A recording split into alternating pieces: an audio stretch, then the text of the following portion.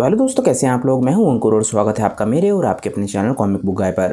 दोस्तों, आज की वीडियो में हम ड्रैगन बॉल हकाई की स्टोरी को कंटिन्यू करने जा रहे हैं और आज हम देखेंगे बीरस की स्टोरी। और आज की वीडियो में हम उस मॉन्स्टर के ओरिजिन के बारे में जानेंगे।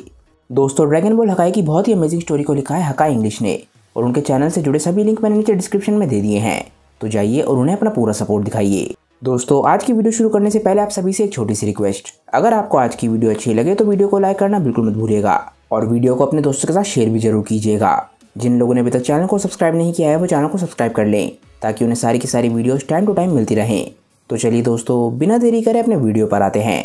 लास्ट वीडियो के एंड में हमने देखा था कि टैरन उस मॉन्स्टर को हरा देता है, जिसके बाद बीरस और लॉर्ड गाजा दोनों टैरन के पास जाते हैं।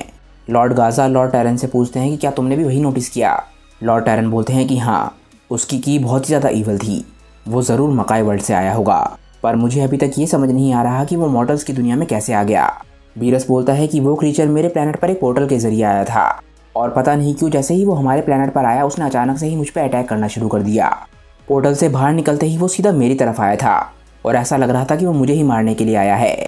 लॉर्ड टैरन बोलते हैं कि बीरस, मुझे नहीं लगता कि वो मॉन्स्टर तुम्हें मारने के लिए यहाँ पर आया था, क्योंकि उस क्रीचर को तुम्हारे जिंदा या मरे होने से कोई फ़र्क नहीं पड़ता।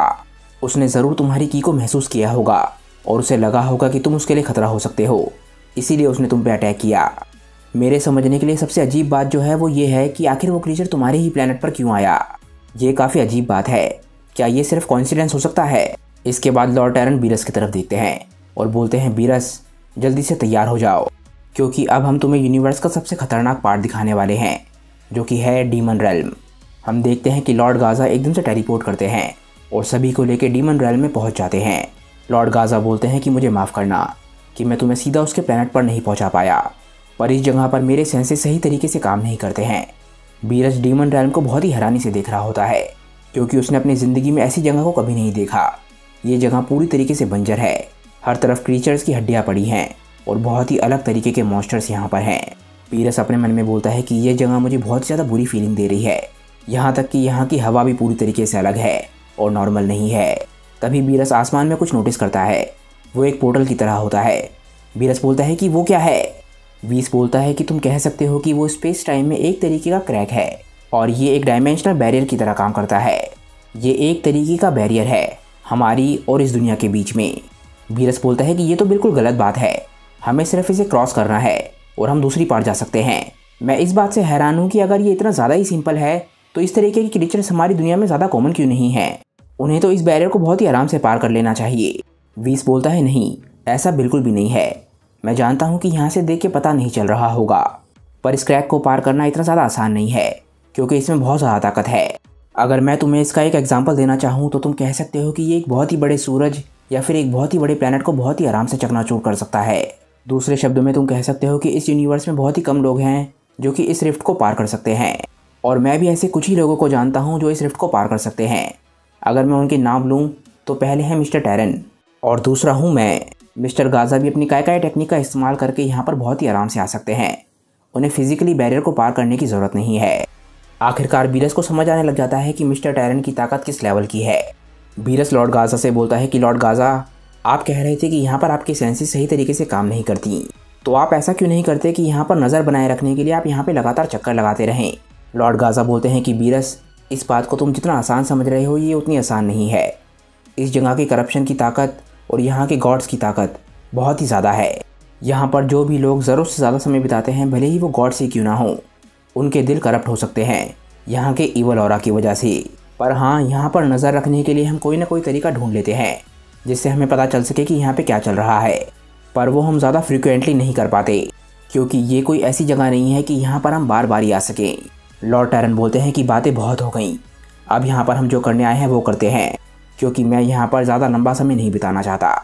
इसके बाद बीरस और बाकी सभी लोग इस डीमन रेल्म के सबसे हाईएस्ट पॉइंट पर जाने लग जाते हैं, जहाँ पर एक प्लैनेट होता है जो कि काफ़ी अजीब सा दिख रहा होता है। उस प्लैनेट के चारों तरफ से ईवल ऑरा निकल रहा होता है। जैसे ही वो लोग वहाँ पर पहुँच के उस प्लैनेट को देखते हैं, बीरस बोलता है कि ये प्लैनेट तो कितना गंदा दिख रहा है। लॉर्ड टैरन बोलते हैं कि वो इस डायमेंशन के सुप्रीम गॉड का प्लैनेट है, यानी कि सुप्रीम प्लैनेट ऑफ डार्कनेस, और उस प्लैनेट पर रहता है सुप्रीम गॉड मकायोशिन, जिसका नाम है डिम्यूर्गस। बीरस बोलता है, अच्छा, मकायोशिन, यानी कि ये वही कायोशिन है ना जो कि सड़े हुए पैदा होते हैं।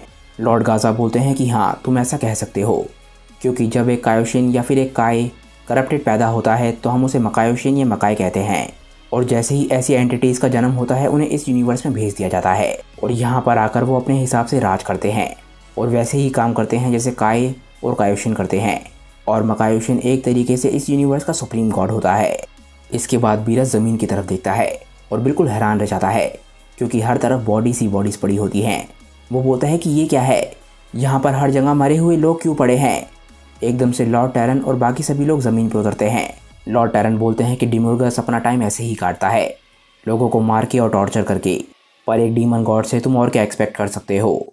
तभी एकदम से लॉर्ड टैरन चिल्लाते हैं और बोलते हैं, डिमोर्गस जल्दी से यहाँ पर आओ, मेरे पास और भी काम है। तभी हम देखते हैं कि वहाँ पर खून की एक बूंद पड़ी हुई होती है, जो कि अचानक से ही उड़ने लग जाती है। और इसके बाद हम देखते हैं कि वो खून अचानक से ही एक शेप लेने लग जाता है और उस खून के अंदर से अचानक से ही किसी का मुंह निकलता है। वो बोलता है, अच्छा टैरन द डिस्ट्रॉयर, आखिर तुम्हें कितना समय हो गया है यहाँ पर आए हुए? करीब 5 मिलियन साल या फिर उससे थोड़ा सा ज़्यादा। लॉर्ड टैरन बोलते हैं कि डिमोर्गस, मैं यहाँ पर बातें करने नहीं आया हूँ, मेरे पास काफ़ी इंपॉर्टेंट काम है। मुझे तुमसे एक बहुत ही इंपॉर्टेंट बात करनी है। तुम्हारी दुनिया से एक बहुत ही पावरफुल डीमन मॉर्टल्स की दुनिया में पहुँच गया था। मैं जानना चाहता हूँ कि क्या तुम्हें इस बारे में कुछ पता है। हम देखते हैं कि वो खून आखिरकार पूरी तरीके से शेप लेने लग जाता है और वो एक डीमन की तरह लग रहा होता है। डिमोर्गस बोलता है कि हाँ, मैं इस बारे में कुछ जानता हूँ। मेरे रैल में अचानक से ही एक बहुत ही पावरफुल क्रीचर का जन्म हो गया था, पर वो इतना ज़्यादा ताकतवर निकला कि मैं भी उसे नहीं संभाल सकता था। बीरस बोलता है कि जब मैंने उस मॉन्स्टर का सामना किया था तो वो मुझसे ज़्यादा ताकतवर था, पर असल में उस क्रीचर का पावर लेवल सुप्रीम काय गाजा से ज़्यादा डिफरेंट नहीं था। तुम्हारा पावर लेवल सुप्रीम काय गाजा के आसपास है, इसका मतलब यह है कि तुम उसे हरा सकते थे, क्योंकि उस समय वो उतना ज़्यादा ताकतवर नहीं हुआ होगा। तभी डिमोर्गस अपनी पूरी फॉर्म में आ जाता है और वो काफ़ी कुछ डाबोरा की तरह लग रहा होता है, पर उससे काफ़ी डिफरेंट भी लग रहा होता है। डिमोर्गस बीरस के सवाल पे बहुत ज़्यादा गुस्सा हो जाता है। वो बोलता है कि बच्चे, आखिर तुम्हें ऐसा क्यों लगता है कि तुम मुझसे सवाल पूछ सकते हो। लॉर्ड टैरन बोलते हैं कि बीरस जल्द ही मेरे बाद इस यूनिवर्स का गॉड ऑफ डिस्ट्रक्शन बनेगा, तो डिमोर्गस उसे रिस्पेक्ट करने की आदत डाल लो। डिमोर्गस एकदम से इस बात पे हंसने लग जाता है और बोलता है कि ये बच्चा, वो भी एक गॉड ऑफ डिस्ट्रक्शन, क्या मजाक लगा रखा है। बीरस को ये बात सुन के एकदम से गुस्सा आने लग जाता है। वो बोलता है कि मुझ पे हंसना बंद करो। लॉर्ड टैरन इसके बाद और फालतू की बकवास नहीं सुनना चाहते। वो एकदम से चिल्लाते हैं कि बहुत हो गया। बीरस लॉर्ड टैरन से काफ़ी ज़्यादा घबरा जाता है। लॉर्ड टैरन बोलते हैं कि डिमोर्गस, बीरस के सवाल का जवाब दो। अगर तुम उस बीस्ट को हरा सकते थे तो तुमने उसे क्यों नहीं हराया। डिमोर्गस स्माइल करने लग जाता है और बोलता है कि लगता है तुम्हें पता होगा कि उस डीमन की ताकत लड़ाई के जोश की वजह से बढ़ती जा रही थी। जब मैं उसे अपना पालतू बनाने की कोशिश कर रहा था तब मैंने ये बात नोटिस करी थी, इसीलिए मैं समझ गया था कि उसके साथ एक डायरेक्ट फाइट ही बहुत ही अच्छी चॉइस नहीं होगी, इसीलिए मैंने उसे अकेला छोड़ दिया था। और पता नहीं कैसे वो इस दुनिया से निकल गया और तुम्हारी दुनिया में पहुंच गया। लॉर्ड टैरन बोलते हैं कि डिमोर्गस, मैं जानता हूं कि तुम इस दुनिया में सब कुछ देख सकते हो, तो आखिर तुम्हें क्या हुआ। डिमोर्गस बोलता है कि तुम क्या बोलना चाहते हो, कि मैंने उस मॉन्स्टर को तुम्हारी दुनिया में भेजा था। टैरन, ये सोच के देखो कि अगर मैं ऐसा कर सकता तो मैं यहाँ पर क्यों होता। तुम इस बारे में सही हो कि मैं इस दुनिया में हर जगह को देख सकता हूँ, पर मैं हर जगह को एक समय पे नहीं देख सकता। अगर मैं किसी जगह पे ध्यान नहीं दे रहा हूँ और वहाँ पर कुछ होता है तो बस मैंने उस चीज़ को नहीं देखा।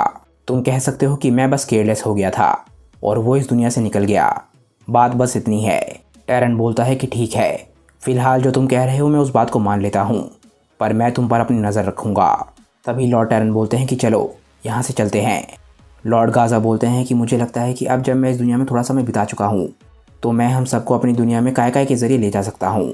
इसके बाद वो लोग वहाँ से जाने वाले होते हैं, पर तभी टैरन गुस्से में डिमोर्गस की तरफ देखता है और डिमोर्गस स्माइल करता है और इसके बाद वो लोग वहाँ से टेलीपोर्ट हो जाते हैं और उनके जाते ही डिमोर्गस एकदम से हंसने लग जाता है। वो बोलता है, टैरन, बीज बो दिया गया है, तुम्हारी डिस्ट्रक्शन अब शुरू हो चुकी है। आखिर डिमोर्गस का क्या प्लान है? क्या वो यूनिवर्स 6 के गॉड ऑफ डिस्ट्रक्शन के साथ मिलकर कुछ कर रहा है या फिर इसके पीछे कुछ और राज है? ये हम जानेंगे आगे आने वाले चैप्टर्स में, क्योंकि दोस्तों ये वीडियो यहीं पे ख़त्म हो जाती है। दोस्तों, ड्रैगन बॉल हकाई के बारे में मुझे आपको एक छोटी सी अपडेट देनी थी। ड्रैगन बॉल हकाई का चैप्टर हर महीने की शुरुआत में आता है, तो आपको ड्रैगन बॉल काकुमी की तरह ही ड्रैगन बॉल हकाई का भी हर महीने की शुरुआत में इंतज़ार करना होगा। जैसे ही इसका चैप्टर रिलीज़ होगा मैं आपके लिए वीडियो लेकर आ जाऊँगा, तो मुझे उम्मीद है कि काकुमी की तरह ही आप हकाई का भी इंतज़ार कर पाएंगे। फिलहाल दोस्तों ये वीडियो यहीं पे एंड हो जाती है। अगर आपको आज की वीडियो अच्छी लगी हो तो वीडियो को लाइक करना बिल्कुल मत भूलिएगा और वीडियो को अपने दोस्तों के साथ शेयर भी जरूर कीजिएगा। जिन लोगों ने अभी तक चैनल को सब्सक्राइब नहीं किया है वो चैनल को सब्सक्राइब कर लें, क्योंकि चैनल पर लगातार वीडियोस आती हैं और मैं आपके एंटरटेनमेंट के लिए लगातार यहाँ पर वीडियोस लेकर आता रहता हूँ। तो चलिए दोस्तों, आज की वीडियो के लिए बस इतना ही। मैं मिलता हूँ आप लोगों को अपनी नेक्स्ट वीडियो के साथ। तब तक के लिए बाय दोस्तों और थैंक्स फॉर वॉचिंग।